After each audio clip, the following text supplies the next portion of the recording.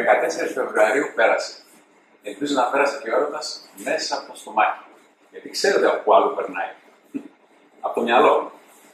Αλλά πού μυαλό. Απεργίες, διακρίσεις, επικρίσεις, ανατινάξεις. Γίνονται τα πάντα σε αυτό το πλανήτη. Μυαλό δεν έμεινε. Όμως τουλάχιστον μας έμεινε η τροφή. Λοιπόν, χοιρινό ξάντι πάνω στο κυρίως μέρος. Από κόντρα μπριζολίτσα, χωρίς κόκαλο. Επιμέλως ανοιγμένη και σκισμένη στη μέση.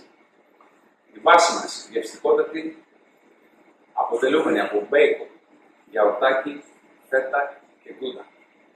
Και εφόσον μπακαρώσουμε μέσα έξω την μπριζολίτσα μας,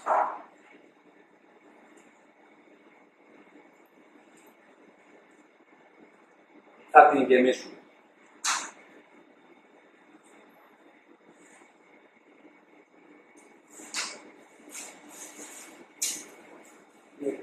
Θα την βάλουμε να κάνει παρέα με πατατούλα στο φούρνο, στους 180 βαθμούς.